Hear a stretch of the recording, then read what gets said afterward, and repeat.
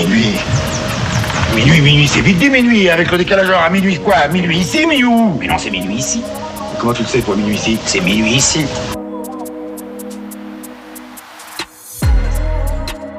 Bonjour à tous et bienvenue dans ce nouvel épisode de Minuit au Labo. Le podcast réalisé par le Seigneur des Apéros. Par le Labo du Web, pardon. C'est pareil. Le Seigneur des Apéros est quand même un événement important du Labo du Web. On est avec Eden, on est avec Gwen, on est avec Marvin et j'ai un petit sujet sympa. Alors on n'est pas forcément tous capables peut-être de répondre, mais en tout cas on va en discuter. On parle du numérique et j'ai envie d'apporter une question autour des enfants avec les écrans, avec les répercussions que ça a. Gwen et Eden, vous êtes tous les deux papas. Tout à fait. J'ai une petite sœur. Ça peut compter. Qu'est-ce que vous faites ? Enfin, déjà, c'est quoi votre ressenti ? Est-ce que vous trouvez qu'il y a eu un changement sur le comportement des enfants à cause des tablettes, à cause des écrans, à cause de YouTube ? Je ne sais sur quoi ils sont scotchés. Et comment vous faites pour peut-être limiter l'accès à tout ça, ou s'il le faut pas d'ailleurs. Ok, excellente question. Je te remercie de l'avoir posée. C'est une question qu'on se pose tous les jours, en fait. Hein, tu vois, en fait, on est confronté à cette problématique tous les jours.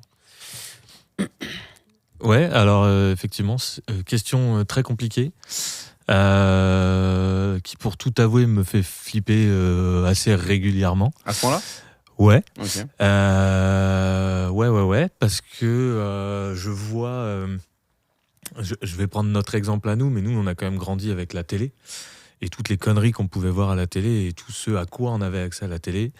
Et je pense que... alors, dire que ça a amené des comportements bizarres chez certains, etc., c'est difficile de dire que ça provient de ça. Mais je pense que ça nous a pas aidé dans certaines occasions. Maintenant, les réseaux sociaux me font beaucoup plus flipper, dans le sens où on accède à du contenu en permanence, quand tu veux, sans, entre guillemets, protection, sans même parfois filtre, sans ce que tu veux. Et ça me fait très peur. Et pour te dire, ma fille a 8 ans aujourd'hui, son taux d'écran est quand même relativement limité, tu vois, mais elle y accède de plus en plus. Tu mets combien ? Tu mets un timer ou pas ? Non, je mets pas de timer, mais elle a le droit de regarder un petit peu la télé sans problème. Maintenant, elle n'a pas de téléphone portable, évidemment, à 8 ans, même si certains dans sa classe pour avoir une tablette déjà, à la maison Non, tout ça, c'est interdit. Si elle prend le tien ou celui de ta femme, ça compte pas. Enfin, du coup, c'est pareil. Non, ça compte pas. Okay. Non, mais enfin, elle y a pas accès, tu vois.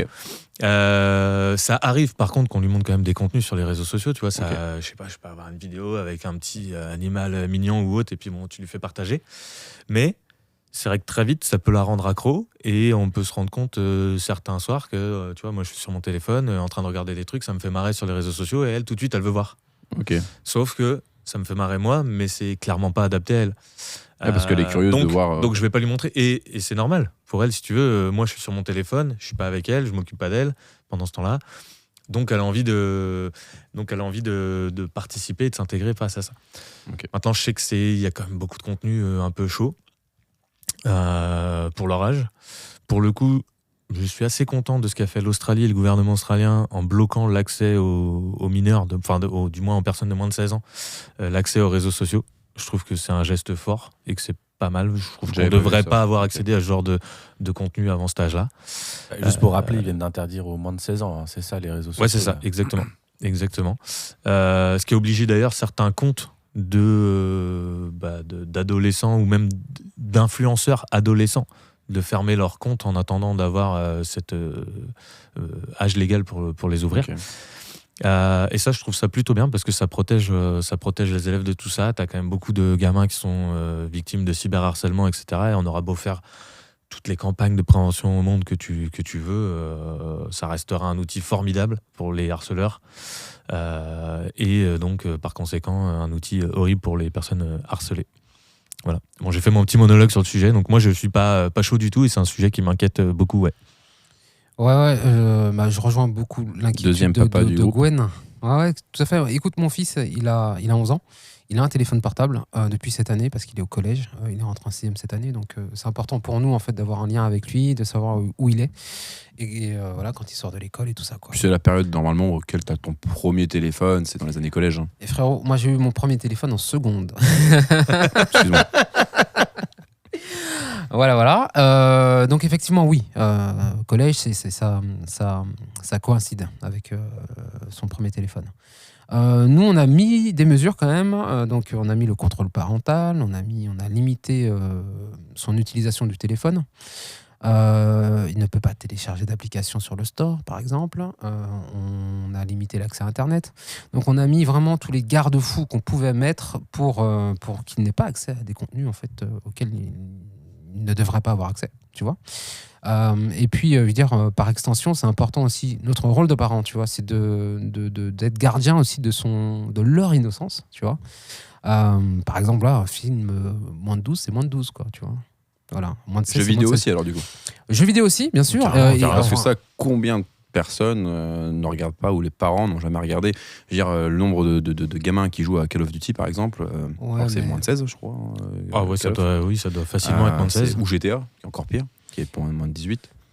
Moi, j'avais pas le droit, mais t'allais jouer chez les potes. Quoi. Oui, mais là en l'occurrence, non, il est trop jeune pour aller chez les potes tout seul. Et même quand il joue chez les copains, on a des parents qui sont aussi vigilants là-dessus. Et ça, je pense que c'est très, très important. Et, en fait, c'est étant donné que l'État, le gouvernement ne fait pas ce qu'il faut en fait pour protéger les gamins, c'est notre responsabilité. Non, mais c'est vrai. Non, mais il a totalement raison. Attends, bah oui, je veux dire que ce qu'a fait l'Australie, on le fait pas en France. Donc, je veux dire que c'est un sujet quand même important et nous, on doit en être train d'arriver au niveau de l'Europe. d'autant plus vigilant. Mais tant mieux. C'est tant mieux. Franchement, c'est une bonne chose. Ouais. C'est une très très bonne chose. Et en termes de jeux vidéo, mon fils, il joue aux jeux vidéo parce que je trouve que c'est un outil ludique qui est très très intéressant. Après, il faut en fait, c'est pas l'écran en l'occurrence. Oui, c'est le contenu. C'est le contenu. Mais bien sûr, on est d'accord. Et l'écran, bien sûr, je pense que c'est important aussi de limiter. Le temps d'écran est important, ouais. Voilà, parce qu'en fait, ça peut aussi freiner le développement cognitif, etc. Ouais. Ou même. T'as des études là-dessus qui le montrent. Voilà, donc limiter le temps d'écran, mais après, toujours regarder cet aspect ludique. Aujourd'hui, il a joué à Zelda, et moi, je suis hyper content parce que c'est un univers hyper cool, très créatif et tout ça, tu vois. Et il joue pas aux jeux de guerre ou violents. Tu vois, ça c'est super important. Moi j'y tiens. Et les jeux auxquels on joue, tu vois, c'est des jeux de coopération. C'est des jeux où en fait il y a un univers en fait tellement graphiquement et visuellement intéressant que je trouve que ça peut l'aider aussi à développer un intérêt ou un imaginaire en quelque chose, quoi, tu vois. Donc pour te répondre. Je ne vais pas trop m'étendre, mais bon, c'est vrai qu'on est que deux à avoir des enfants, mais peut-être que vous avez aussi... j'ai plein de trucs à dire. Oh, okay. Je vais Il a pris beaucoup de temps pour le dire. Donc voilà, je rejoins Gwen et moi je dis qu'en tant que parent, c'est important en fait d'avoir accès aux garde-fous, comment limiter sur les téléphones. Et il y a trop peu de parents aujourd'hui qui savent qu'en mettant 2-3 applications de contrôle et de suivi, on peut en fait limiter l'accès aux enfants. Tout à fait d'accord. Je dis juste un petit truc avant que Marvin reprenne la parole. Une de mes craintes aussi, c'est comment tu fais en sorte que ton enfant soit quand même intégré dans la société dans laquelle il va être. Tu vois, le priver totalement des réseaux sociaux, d'écran, de ce que tu veux, ça me paraît être aussi un problème dans le sens où il sera peut-être le seul dans sa classe ou parmi ses amis à être comme ça. C'est un ami. Et donc ça peut être et ça peut être vraiment un facteur différenciant et parfois même d'exclusion dans la société dans laquelle on va être. Et donc tu te poses aussi ces questions et c'est là où je rejoins Eden sur tous ces garde-fous de sécurité ou autres. Et là où j'aimerais que le gouvernement fasse peut-être plus de précautions comme il y a eu en Australie, ou qu'on mette plus la pression aux réseaux sociaux ou autres sur le contenu qui est diffusé à ces gamins-là, de manière à les protéger tout en ayant accès à ces plateformes qui sont des outils aussi de sociabilité. Mais ça, c'est pas plutôt le rôle des parents que du gouvernement ? Je sais pas. En fait, il y a du contrôle parental. Il y a forcément un contrôle parental à avoir, forcément une éducation, mais je pense bien faire les choses. Si ma fille doit être harcelée sur les réseaux sociaux, elle le sera, et c'est pas de ma faute. Et comment je me protège de ça, tu vois, peut-être que difficilement aussi. Je sais pas. Marvin, toi, t'as pas encore d'enfant, mais c'est des sujets complexes. Quoi. Après, c'est des sujets compliqués. Alors, juste dans le sens où moi, je suis pas du tout inquiet, mais c'est peut-être le côté politique positif entre guillemets. Je vais dire ça comme ça. J'ai toujours. Je pense qu'il y a plein de choses à faire et je suis pas inquiet. Parce qu'en plus, j'ai un biais personnel. Enfin, moi, pour le coup, tu as eu ton téléphone tardivement. Moi, j'avais la télé, la console dans ma chambre à 9 ans, je crois. Et je crois pas être devenu complètement timbré, à la limite. Mais j'ai eu un téléphone très tôt, j'ai eu les réseaux sociaux directs. Enfin, donc, je me dis juste en tout cas que déjà, c'est possible d'être normal en étant... et je suis entouré de geeks qui jouent 8 heures par jour. On les embrasse aussi. Et tout se passe bien. En fait, et pareil, tu vois, j'ai toujours un peu ce truc de... ouais, les réseaux sociaux, ceci, cela, c'est vrai. Mais la télé, pour moi, c'était pas mieux. Quand t'avais qu'une seule chaîne qui ne disait qu'une seule vérité, c'était pas ouf. Donc, en fait, pour moi, ça repousse tout ça dans une seule case qui est l'éducation. Parce qu'en fait, que tu aies une mauvaise télé, des mauvais réseaux sociaux, un mauvais téléphone, c'est l'éducation.